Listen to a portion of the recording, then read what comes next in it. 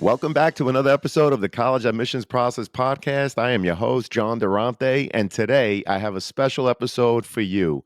As podcasters, we thrive on collaboration, learning, and sharing experiences. That's why I'm thrilled to share an interview I had with Sam, the host of the popular podcast called the Financial Samurai Podcast. If you're interested in personal finance, give it a listen. You might be wondering how this interview came about. Sam stumbled upon the College Admissions Process podcast and enjoyed it so much that he reached out and wanted to interview me on his show. I was truly humbled and excited for the opportunity to connect with Sam and share our experiences and insights on his platform. This episode is not only a chance for me to share my thoughts and perspectives on college admissions after working with so many admissions representatives, but also an opportunity to collaborate with a fellow podcaster. It's actually quite common for podcasters to interview each other, share ideas, and help promote one another's work. This collaboration helps us reach wider audiences and fosters a sense of camaraderie within the podcasting world. I want to express my gratitude to Sam for his support and generosity in providing me with a copy of our interview, and I believe it's crucial to celebrate the collaborative spirit that exists among podcasters, so I'm sharing this episode with you since it serves as a testament to our collaborative work as podcasters. I hope you enjoyed this special episode, and please don't forget to give Sam a listen on his podcast, the Financial Samurai Podcast. So are you ready? Let's talk about it. Hello, everybody. It's Sam from the Financial Samurai Podcast. And in this episode, I have a special guest with me, Dr. John Durante, the principal of Syosset High School. He recently launched a podcast called the College Admissions Process Podcast, the CAP. And its goal is to provide insights straight from college admission professionals of top national universities and colleges. So welcome, John. Sam, thank you so much for having me. I've been waiting for this conversation. I really appreciate it more than you'll ever know. No, I really appreciate you taking out your time. So today, there's no school today during Memorial Weekend Friday? That's right. No school today, so I have all day, Sam. Go ahead. You shoot with the questions. Well, tell me, John, so I discovered your podcast because I've been listening to a lot more podcasts since the pandemic, which actually is kind of contra because many more people started working from home and they started not listening to as many podcasts. But me, on the other hand, I started listening to more, and I really enjoyed all your interview questions with various admissions officers. I have 2 young children, 6 and 3, and I'm thinking ahead about how to pay for college, how to strategically get into college, and whether it matters most. So I really appreciate all the 120 plus interviews you've done so far. Well, I appreciate that, Sam. And like you, I too became a fan of podcasts throughout the pandemic. Obviously, we had a lot more time on our hands. So I was introduced to it, and I love the on-demand nature of it. Whether you're taking a walk, exercising, commuting to work, you could listen anywhere, basically any time. So that's what I loved about it.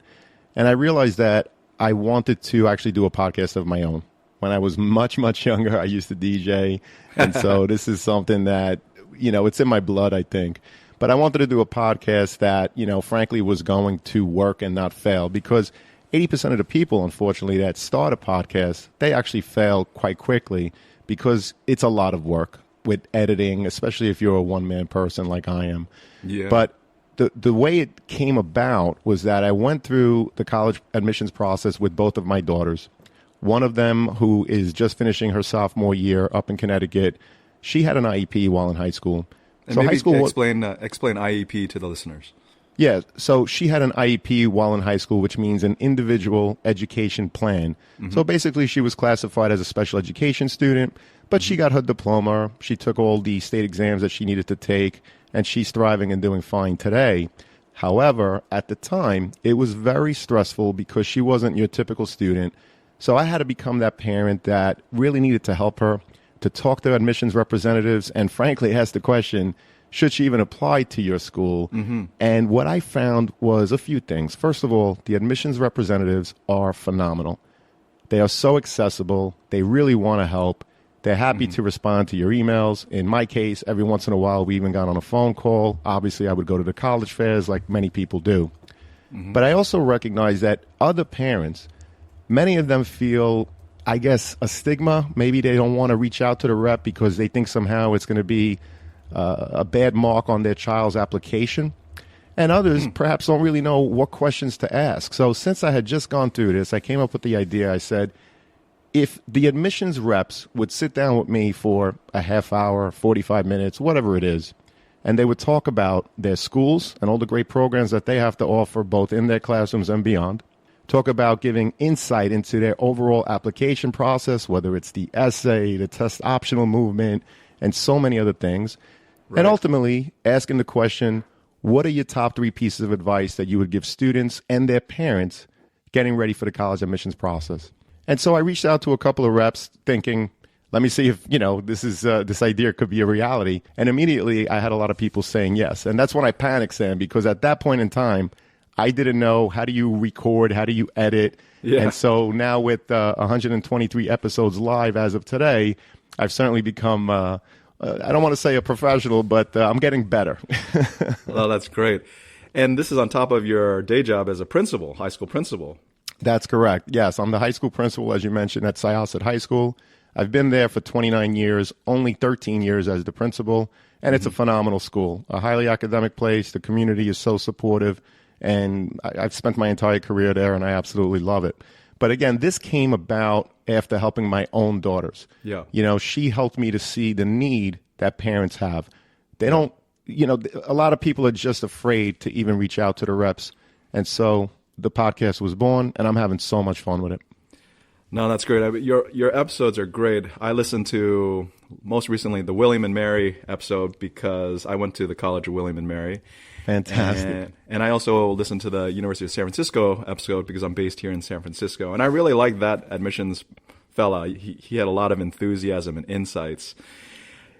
So as a principal, I'm curious to know, how often are you approached by students and parents to get a college recommendation letter, and how much weighting does that have? Because to me, it sounds like, if I got a recommendation letter from the principal, that must be pretty impressive. Yes, I probably write about 20 a year. So I would say I get approached pretty regularly. And I think that, first of all, I always love to help people, which is why I came up with this crazy idea of doing this podcast, and here we are.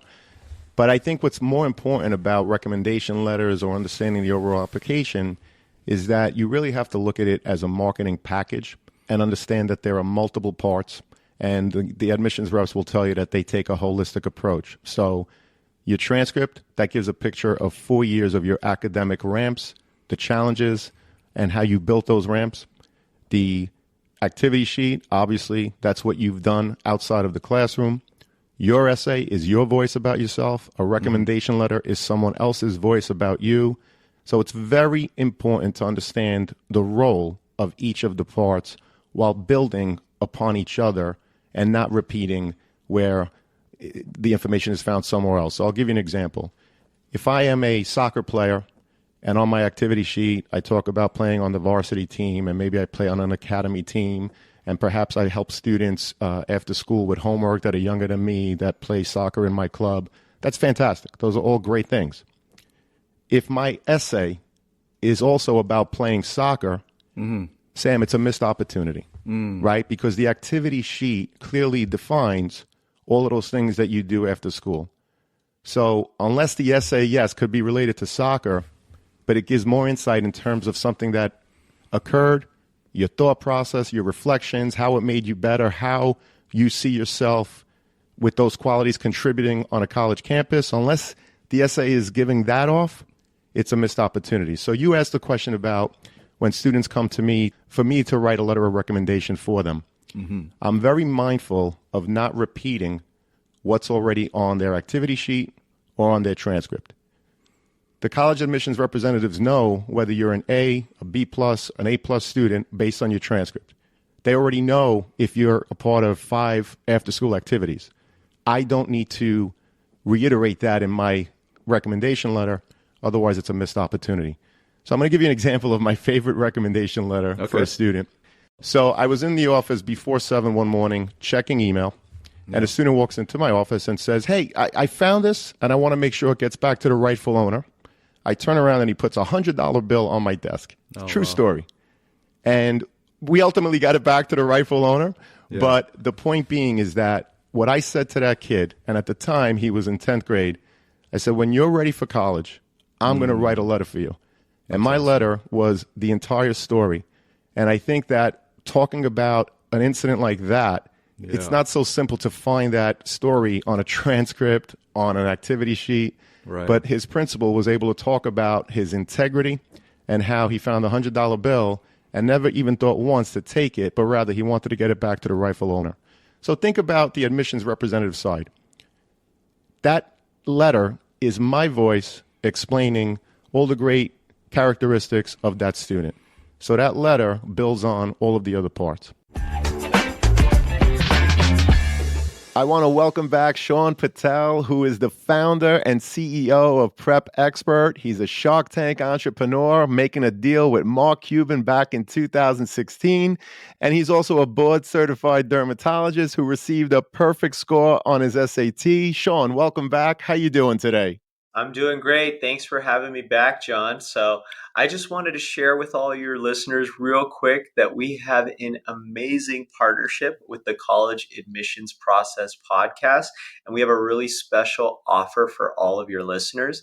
So for any listener who wants to enroll their student into one of our Prep Expert SAT courses, ACT courses, or one-on-one tutoring programs, you can get 30% off just for being a listener of the College Admissions Process podcast. All you need to do is put in the promo code College Talk, one word, just College Talk, and that'll give you 30% off all Prep Expert SAT courses, ACT courses, or one-on-one tutoring packages.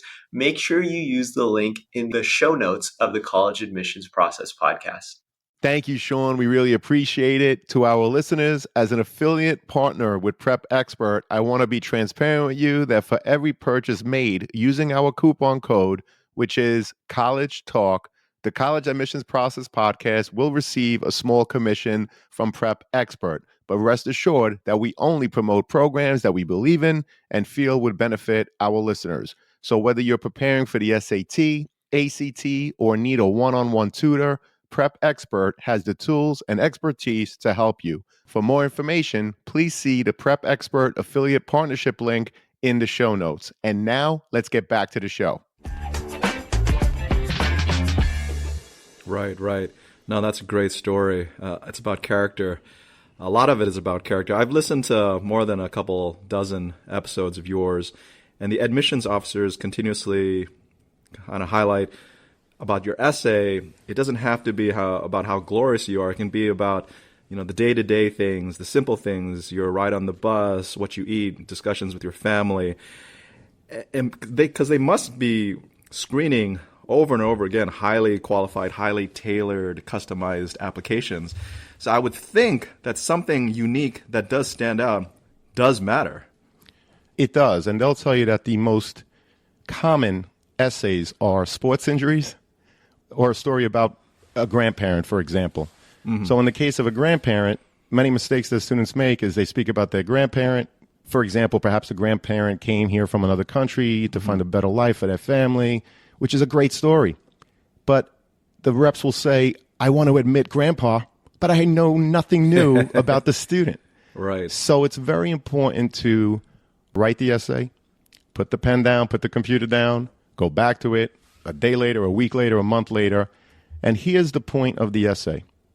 When someone reads your essay, did they learn something new about you, who you are, the way you reflect, your thought process?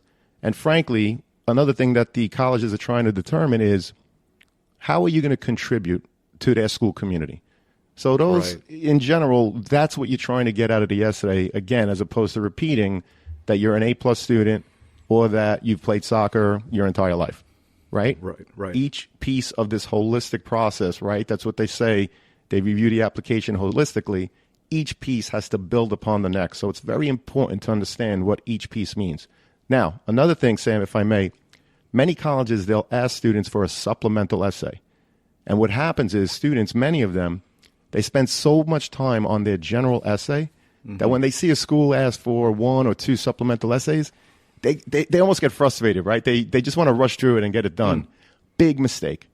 The point of the supplemental essay is for you to demonstrate your understanding of the institution. Why do you want to go there? Why do you see yourself there? How do you see yourself contributing to their school community? A typical supplemental question would be, for example, why NYU? In other words, why would you want to go to NYU, New York University? Sure. And so some students see it as a simple question, but it has a deeper meaning. They're testing your demonstrated understanding of their institution and what you're going to do to make it better and contribute. Right. It just seems like getting good grades and standardized test scores for colleges who accept those scores is standard nowadays. And I think you're absolutely right. Writing a unique essay that has a different perspective is very valuable. So don't shirk on the responsibility of writing and spending time on those essays. In terms of standardized admissions, I love your consistent questions about what percentage of the admitted students took standardized test scores. And it seems to me strategically that if you have a high standardized test score, you submit it. And if you don't, or it's not, maybe it's 50% or it's below the 50% range, you don't submit it. What are your thoughts in general about the trend towards no standardized test scores, and what are some good strategies that parents and students should think about? Sure, and that's a great question. Thank you so much, Sam. So first of all, I absolutely think that every student should prepare for the SAT, ACT, frankly, take both of them and see if you do better on one or the other. With my own daughters, both of them, for whatever reason, did better on the ACT, and so that's what we followed. So the reason why I asked that question, and thank you for posing it, it's basically, can you tell us the percentage of students that applied and who were ultimately admitted, not only who applied, but who were admitted that did not submit their test scores? And so I asked that question because a lot of people think that the test optional movement is a myth. So clearly, if you listen to the episodes, in most cases, it's about a 50-50 split. Schools that are more competitive, maybe it's 60-40, 70-30, but clearly the test optional movement, if the school says that they are test optional, they are test optional. Another thing to be very mindful of is that many times when you're researching a school, everyone looks at that mid 50%. And it's very important to understand that obviously right now, in this era of the test optional movement, only students that score high are submitting. Therefore, the mid 50% in terms of standardized test is skewed. It's much higher than it was before. Don't be discouraged by that, students. Don't be discouraged. Know that it's going to be higher for that reason. Only students that score well are submitting. And take the test. If you fall within that middle 50 and you feel it's a great indication of who you are academically, submit it. If a school says that they're test optional and they're reporting in my episodes that it's 50-50 in terms of how many submit or not, trust it. Trust it. You want that marketing package, your overall application, to be the best that it could be. If your score falls so much lower, but your transcript shows the rigor, the ramps that you built over 4 years, don't submit. But if that score falls within the 50%, certainly submit that test score. And there are schools, for example, the UC system, Sam, right where you live, they're test blind. So whether you submit the scores or not, they're not looking at it. And where I think the trend is going to go moving forward, many of the admissions reps, they're reporting that they're looking at trends over the next couple of years. And they're trying to determine, going test optional, if they're seeing any changes in terms of the courses that students are taking, if they're seeing any changes in graduation rates. And what most are saying is that if they don't see significant changes, the test optional movement is probably here to stay. Okay. No, that makes a lot of sense. What would you say to the people who are skeptic regarding the test optional movement so that colleges can do more to subjectively instead of objectively admit students based on what they think is the ideal class, what the ideal class looks like? Yeah, so that's something really difficult to dig deep into. I can tell you that all institutions have their institutional needs. So, for example, it was reported that one particular school, they could only accept up to 18% of the students that are out of state. Right. Another school might be looking for more students within a certain major. Another school might only accept a certain amount of students from a particular high school.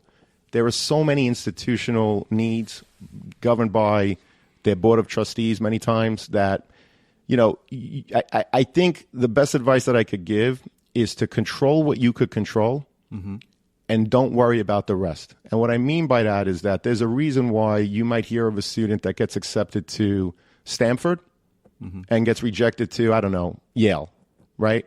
Both phenomenal schools. And I'm not trying to compare one with the other, both highly selective, highly academic. But the reason may be if you have a straight A+ average and you've been in part of many activities and you've taken on leadership roles and you've done so many humanitarian things, you've done all you can. You wrote an outstanding essay. Your supplemental essays were, to the point earlier, really demonstrating your understanding of the institution. You have to understand that that's the best that you could do. You created a marketing package that really represents who you are as a student, both inside of the classroom and out.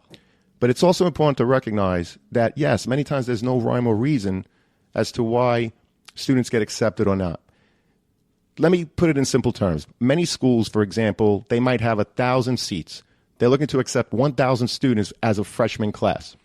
But they get 15,000 applications, 10,000 of which are all viable candidates. So how do they choose? And so that's why there are so many things that come into play that, frankly, are out of our control. So I just think that part of the process is being mindful of all of this. And, of course, what makes it worse now is that if you're mindful of it, you're going to apply to more schools, which means that schools are getting even more applications. Right. And so it's a vicious cycle. But my point in the whole podcast is to just shed light on all of this and really give people a resource that they could chew on and digest. As a parent, I have hopes and dreams for my children, as do you. I think all parents do. And then we wonder about the future. And I think one of the stepping stones for many families is for their children to go to college. However, it seems that most of the information we can learn online is free or low cost now. The European model has apprenticeships, which gets the apprentices into decent paying jobs, and it goes up. What is your thought about the overall future of college, given tuition rates have gone up way faster than the rate of inflation for so long, and there seems to be a huge disconnect? I just recently saw the University of Southern California has a total all-in cost of about $91,000 for the coming year, and that times 4 is a lot of money, and it doesn't seem like it's going to stop or abate. So what are your thoughts about, the disconnect between the cost of college and the median income post-college? It doesn't seem like it's keeping up.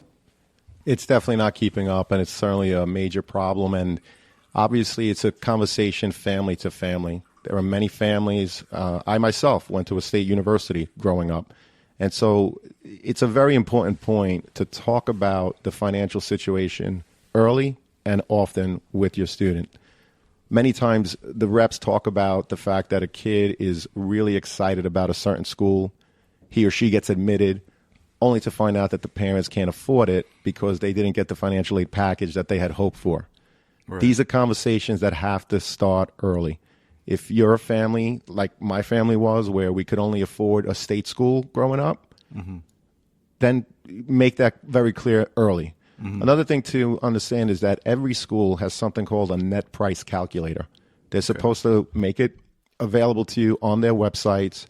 And if you use the net price calculator, it's really a good indicator in terms of, based on your salary, based on your financial situation, what it is that you're going to be able to afford or not at each and every school. So my recommendation would be for people to use the net price calculator. Sure. Yeah, it's interesting because I take a lot of views from a personal finance angle, given financialsamurai.com. And one of the things I didn't realize until listening to many of your episodes and other podcast episodes is that, I used to think, if you make a lot of money, you're going to get penalized and you're not going to get a lot of financial aid. So that's fine in the sense that, well, you make a lot of money so you can more easily afford to pay for college. But on the positive side is that actually if you make a lot of money, maybe, true or false, the admissions officers might say, oh, okay, well, you make a lot of money, you can pay the full freight, and you can also maybe be a bigger donor in the future. Well, so what are your thoughts on that that situation? So those are not typical questions that I ask in the episode, because the goal with my podcast is, again, to have them give insight in terms of the programs that they offer inside of the classroom and beyond, to give insight into the review process, to give insight of life on campus, and then, of course, the advice that they could give students and parents. In terms of the financial side, the net price calculator is huge. The other thing that's huge is to apply early, usually it's within the early action stages, because that's when they have the money that they consider for merit scholarships and things like that. But you're absolutely right. It's a vicious cycle. You made reference to $91,000 a year times 4. That's a lot of money. Most people in the United States and beyond cannot afford that. So something's got to give. And again, I highlight the fact that it's very important to talk about the financial ability of a family to afford a school or not, to have those conversations really early. Right. Yeah, my fear is for students and parents to apply to a school. They love the school, they get in, but they have to pay a lot more than they expect. And then they're saddled with a lot of student loan debt, and they don't get that job that they thought they were going to get. It's interesting. I was looking at some statistics at Harvard. And, to apply to these elite universities, you talk about a lot of nonprofit work, helping society, volunteering and all that. You look like a great humanitarian on these college applications. But then I looked at the percentage of graduates who went to tech, finance, and consulting, and it was almost 60%. 60% of graduates from Harvard went to these fields. And I wondered, well, what happened to saving the world? What happened to humanity? Do you have any thoughts on why this is? So I think there's a reality that students do a lot of humanitarian efforts, a lot of volunteer work to make sure that their activity sheet is full of diverse activities. And whether or not they continue with it later on, maybe throughout college, their interests change. But I don't know. That's something that's individual and not something that I necessarily dig deep in my podcast. That's not the focus of my podcast. My focus is to make sure that I get every single rep from every single college and university throughout the country. So I'm not an investigative reporter where I'm trying to pin somebody in a corner, But we do have a lot of honest conversations. And yes, there are institutional needs, and it's a problem. And we talk about the fact that if you could take the first 20% of students that are denied admissions and you compare their profiles to the students that were accepted, many will tell you that there's no difference. There's really no difference. But if all of a sudden you have a donor that gives millions of dollars towards a health facility on campus, and that person tells the board of trustees, by the way, this is something that was in Rick Clark's book, The Truth About College Admissions is what it's called. Mm-hmm. If there's a donor and they build a health building on campus, and the donor says, I want to see more, for example, and this is just an example, I want to see more females in the STEM fields, then that institution will hire more females in those majors. And there's multiple examples of that as well. So that's definitely a reality. Rick Clark was on one of my episodes. He's phenomenal. He's at Georgia Tech. But when he was on, we spoke about his book, The Truth About College Admission, which I would recommend because he's excellent. And if you're going to listen to the podcast, I would listen to that episode, because that was one episode where we dig really deep into exactly that, the different institutional needs. And Rick gave tremendous examples that I think would be helpful in terms of his insight to your listeners, Sam. Sounds good. You, on the podcast, you speak about the importance of visiting campus and just to get a feel. I guess how long should you stay to visit campus? And what if you can't afford to visit campus or you can't get to it because of scheduling conflicts? And what are some questions that students should be asking while they're on campus? And what should they be doing to really get that full immersive experience so they don't have any kind of head fakes or surprises once they matriculate? Well, those are great questions, and I'll try to break it down different ways. So first off, many students are not able to visit campus because of financial constraints. There are many students that may be able to afford it, but then there are time constraints. So it's not easy to visit campuses, especially if you're on the East Coast and you're thinking about going to school on the West Coast. So what I would recommend first is wherever you live in the United States or beyond, there's got to be a college campus near you. So whether or not you intend to go to the schools that are within an hour from wherever you live, go and pay them a visit. Mm-hmm. You get a feel of the campus. Do you want to have a campus that is in a city? Do you want a campus that has an actual campus? Do you want to be in a big school, a small school? Do you want to be more than an hour away from your house, or do you want to be closer? These are all things that you should consider. And so if you can't afford getting on a plane and traveling across the country, at least go visit local campuses to get a feel of what it is that you're looking for in a college, large school, small school, medium school, and all of that. The next thing is that the pandemic has taught us that there's a lot that we could do virtually. So engage in the virtual events.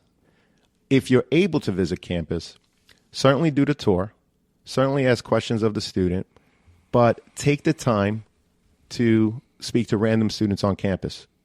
How accessible are the professors?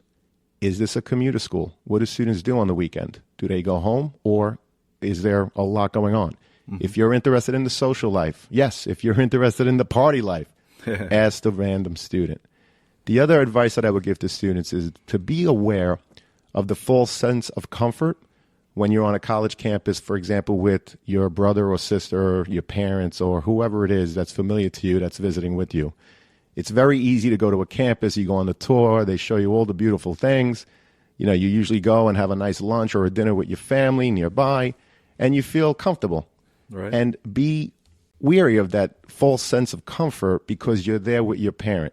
So my advice to parents here is, when you visit, if you're able to, give your child, even if it's a half hour, on their own.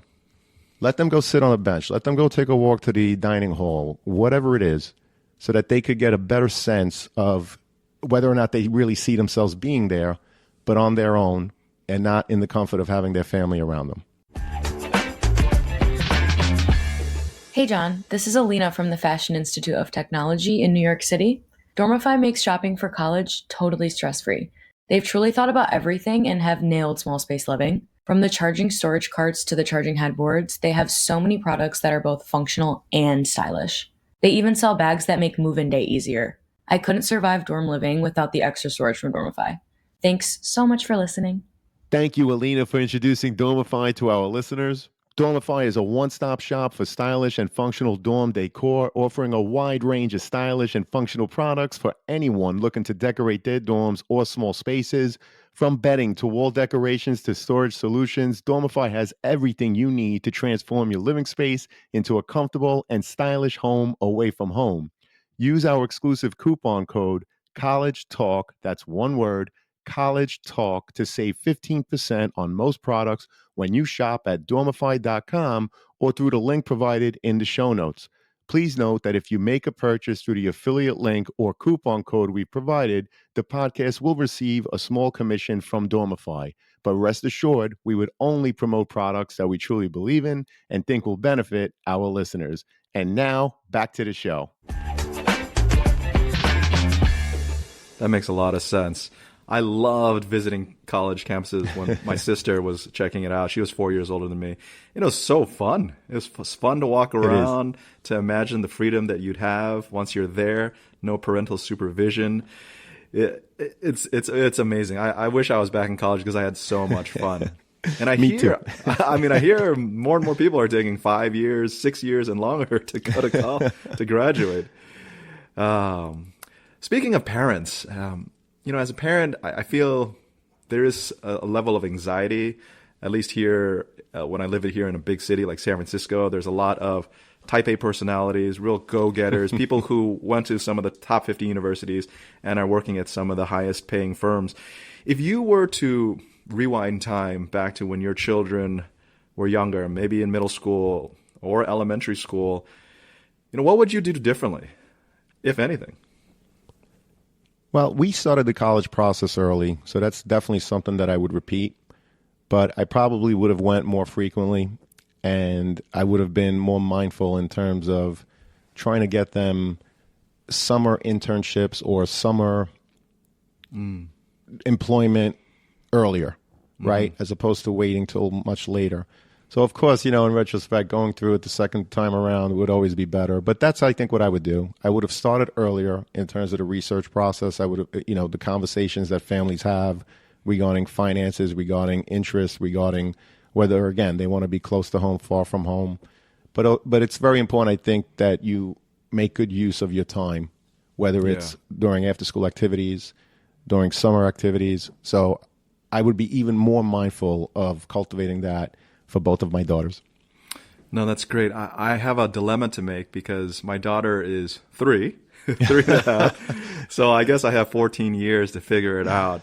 I have 2 paths to take. One is the easygoing non-Tiger Dad path, to just explore the world, do long travel, enjoy the next 14 years, or to be more strict and to try to push her to get the best grades, best test scores, do the most extracurricular activity possible in the 5% hope that she gets into, a top 10 or 20 school. And what do you think is the better path? If you had that choice to live an amazing next 14, 15 years, you can travel around the world, live for 1 or 2 years at a time, not really stress about the things that you don't want to learn. Because I think a lot of us, when we go to high school, we have to learn stuff that we don't maybe necessarily all like, right? I didn't like chemistry or like super high level math. Right. I mean, what are your thoughts about these 2 paths to take? So my thoughts are that you have to take a combination of each and understand what you can control and what you don't control. So what I mean by that is, in terms of test scores, in terms of your grades, I would always encourage students to do the best that you can. Immerse yourself in everything your elementary school, middle school, high school has to offer, right? And there are some schools that offer multiple advanced placement courses or IB courses and others that don't offer any. Yeah. So based on wherever you're going to school, I would always advocate for hard work. Hard work is, anything that's worthwhile in life is not easy, but if it's worthwhile, it's definitely something that you should do. And so absolutely trying to be involved with various activities to see what you like and don't like, working hard to get good grades, that's something that you absolutely should do. But again, I think what you need to understand is that then there's all of the things that are not in your control. I know many students that have a flawless GPA, have been president of their association, whatever club or activity they're involved with, have done the humanitarian things, and yet they don't get accepted to every single school that they apply to. Sure. And again, it comes down to institutional needs. Number of students that get accepted in-state, out-of-state, but are looking for more people in a specific major. Those are all things that are out of our control. So to answer your question, I think you cultivate both paths, but understand, again, what you control and what you don't. No, I love that. Control what you can control. How do you help them manage expectations in terms of trying to get into the top school possible? Let's say they don't get into the top school. What happens next? Is life over or not? How do you go about that? Life is definitely not over. Ironically, I just interviewed Amanda Zuckerman, who happens to be the co-founder of Dormify, which is a company where if you need to decorate your dorm, it's the leading company.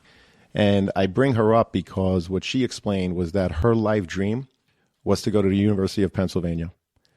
And she was rejected eventually.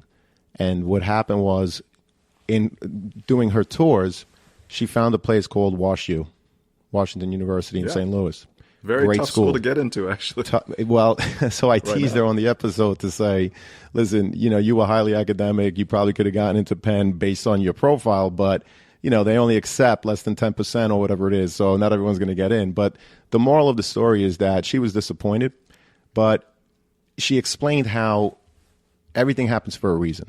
And the fact that she went to WashU and WashU had certain programs related to students and business and finance that helped her develop the concept of coming up with Dormify, which is frankly a multi-million-dollar corporation right now. So yes, she was disappointed at the time, and she explained how her journey at WashU wasn't always, sweet, but things truly happen for a reason. So I think that you have to move forward with integrity, do the best that you can, save for your future, cultivate your grades, cultivate your activities, and you have to trust that you're going to find the right fit. And it's important to understand that there are over 4,000 colleges and universities throughout the United States alone. And there is a school for every single student. In fact, there's more than just one school for every single student, but not every single school is the right fit for each student. So it's very important not to worry about where mom and dad went, where your best friends are going, but to really be mindful of, again, do you want to be far away? Do you want to be close? Do you want to be in a rural, urban, suburban environment? Is there a particular major that you're looking for? Right. These are things that too many times students neglect because they want to go where their friend is going, or they're worried about the sticker on the back of the SUV. But, I guess what I'm trying to say is that there are a lot of gems out there. And so you have to have an open mind. Yeah. And now I'm wondering, so both your daughters are in college now? Yes. How has your level of worry changed when they were in high school to try to get into college, and also now that they're in college, hopefully to get a job that they enjoy doing? Yeah, I think as a parent, speaking for myself, I feel like I'm maturing as they're growing up, right? Yeah, The things that I was so worried about 10 years ago, 5 years ago, I'm not as worried anymore. As a parent, I'm always there for my children. One daughter is studying to be a teacher of mathematics. She just got her bachelor's degree last week, as a matter of fact. She just graduated. Thank you. And she's staying on one more year to have a 4+1 program where you stay on one more year and she'll have her master's degree. My youngest, 15 minutes away from her sister, is studying to be a psychologist. And, I'm just there to support what they want to do. I'm just happy that they're exploring, they're working hard, and I just feel confident that they will find the right fit for them in terms of career. My little one, there was a moment where I wasn't sure that she was going to go to college, and here she is. And ironically, just last week, she told me, Dad, this was the best year academically that I've ever had in my life. That's awesome. So it's just, being mature about it, being patient, continuing to be a supportive parent, doing the best that you can, the best that you know how. And I just believe it. I believe if you do good things eventually will come back. You just have to believe in that. I really appreciate that perspective. I really appreciate how you said you are maturing as a parent, as your children mature as well. Because I'm 45 now. How old are you, John? I'm only 51. I'm just a little older than you, Sam. Not by much. Okay, no, that's good. So what I'm saying is, when I was in my 20s, I thought, when you're 40s, 50s, you're mature. You should know a lot of everything. But what I'm discovering is that we continue to mature. We continue to get wiser over the years. Now, what's next for the CAP? You told me that you've got 20 plus episodes in the pipeline. Is your goal to try to interview at least half of the 4,000 out there, or the top 500? What's the goal? Well, the goal is definitely to continue. I'm going to definitely continue to interview college admissions representatives, and again, these are the people that are at the table. They're the ones who ultimately make the decisions, or of course are on the team that make the decisions in the admissions offices. And I'm looking to do different things. There's one rep who is going to bring, for example, a nursing student on, and we're going to have a conversation specific to students that are interested in nursing. There's a couple of panel discussions that I have with some particular schools right in your neighborhood, by the way, out of California. So I'm going to do more panel discussions. And the next thing for the CAP is that I'm going to be interviewing students that are actually in college to hear from them what their college journey was like. Yes, that'd be great. What was their top three? How did they get to their top three? What would they do differently? So that's going to be the next step as well. Shortly, I'm going to start more episodes where we're going to talk to students as well. Oh, I think that'd be fascinating to hear from students directly in the college, in the university. That's correct. Also parents who were going through that process to help guide them on the way. I think that'd be fascinating. I agree. That's why I'm going to do it. And again, like I said at the beginning, I came up with this idea, and it was funny because when I reached out to representatives and they said yes, that's when I panicked because I didn't know how to record virtually, how to edit, how do you get it on Spotify, Apple, Google, and all of that. Yeah. And so like any other good person, you go to Google and you learn so much, right? And so quickly. But I'm having so much fun. My analytics have exceeded my every expectation. And, people are listening. And so I'm going to just keep going. It's just, I just love it. I just love helping people. And I know how stressed I was as a parent And I'm someone that's in the field of education. Right. So I can only imagine the parents out there that, again, they don't know the questions to ask necessarily. Maybe they're skeptical about reaching out to the reps. So that's the point of the podcast. It's me talking to reps, and I don't get every question answered. But the point is, listen to the episode, and hopefully that prompts you to come up with better follow-up questions so that when you meet with a rep, whether it's at a college tour or at your local college fair, you're going to be better prepared to ask good follow-up questions. Right, right. Now, I have an interesting scenario analysis for you, John. And that is, let's say there was a different time, and 10 years from now, the CAP podcast has grown massive. It's got, I don't know, 100,000 downloads per episode or 1 million listens per month. It's the top 0.001% podcast in the world, and the number one podcast about college admissions process. And then you had children, all right? So you had teenage children who were applying to college. You're world famous. Every single college admissions officer knows you, parents, students, anybody who wants to go to college. How much do you think that would help your daughters get into a top school?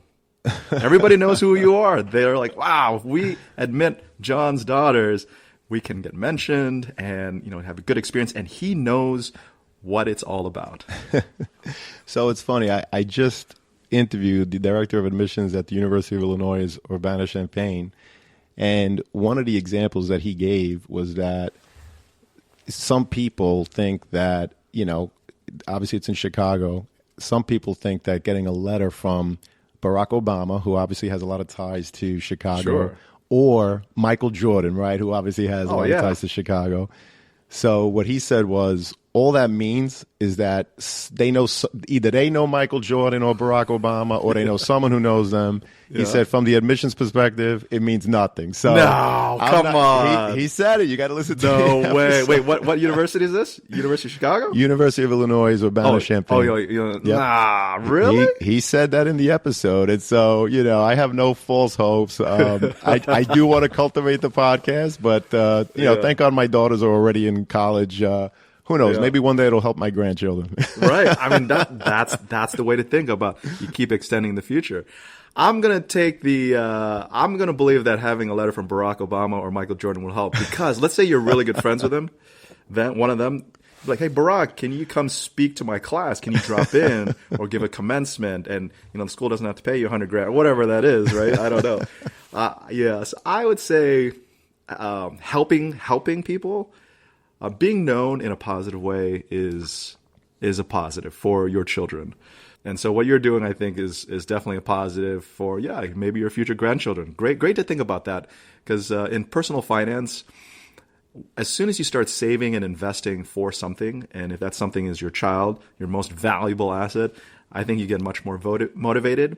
And if you get to the point where you have enough, and then you start thinking, well, what's the point? Well, if you have grandchildren, you're blessed with them, you might start getting motivated again. Absolutely. But for me, it's helping people, right? And I know that, we talk about money and saving, and it's important. Yes, you need money, to live. So it's very important, especially the cost of living in California, the cost of living in New York, it's very expensive. But for me, I get very excited at the fact that I'm helping people. The number of downloads, again, far exceeded my every expectation. And so this is something that I'm never going to stop. I'm just never going to stop, because 100 years from now, Sam, guess what? You and I and everyone listening, we're probably not going to be here anymore, right? Yeah, exactly. And so while we're here, in addition to, planning for our futures and being financially literate and all of that, but we might as well, while we're here, help each other. And to me, there's nothing more important. And that's why I do what I do. Absolutely. So if you were a high school student, John, and I was an admissions officer at a top school, I think I would accept you. I don't actually care about your grades too much. If you got a B or higher, or 1,000 on the SAT or higher, but because you're doing this, I would say, you know what, you're unique in doing this, and I think you're committed. You're going to gut it out, and you're going to help a lot of people as you continue. So I would definitely accept you. Well, I appreciate that, Sam. And Sam, you're doing awesome work as well. By the way, I have listened to some of your episodes. You're awesome. I wish that, my family as a whole, I wish we were more financial literate, as you seem to be with the work that you're doing. So keep going because people need you as well. I appreciate that. So in closing, we've covered a lot. Any final tips for parents or students in the college admissions process with their children, and where can people find you? So they could find me. My website is collegeadmissionstalk.com. My email address is collegeadmissionstalk@gmail.com. And the name of the podcast is the College Admissions Process Podcast, which could be found anywhere you listen to podcasts, Spotify, Apple, Google, and what have you. And so my final advice is start early if you can. And what I said in the beginning in terms of recognizing what each part of the application represents and how it's a marketing package where each piece has to build upon the next. And be mindful, as we said a couple of times throughout the episode, of what you control. You do control starting early and working hard on your activity sheet, your transcript, your essay, and all of the other parts. And then there are institutional needs that we don't control. So just be mindful of that and start early as a family to talk about the financial needs of the family and whether or not you want to be far away, close, big, small, and all of those questions. And good luck to everybody. Good luck to everybody. And I hope to see you on the podcast. All right. Well, thanks a lot, John. And I appreciate your time. I really, really appreciate all the wisdom you've provided. Well, thank you so much, Sam. You're doing great work. And it was an honor and a pleasure to be here today. Good luck to everybody and all that you're doing out there. Thank you. Take care.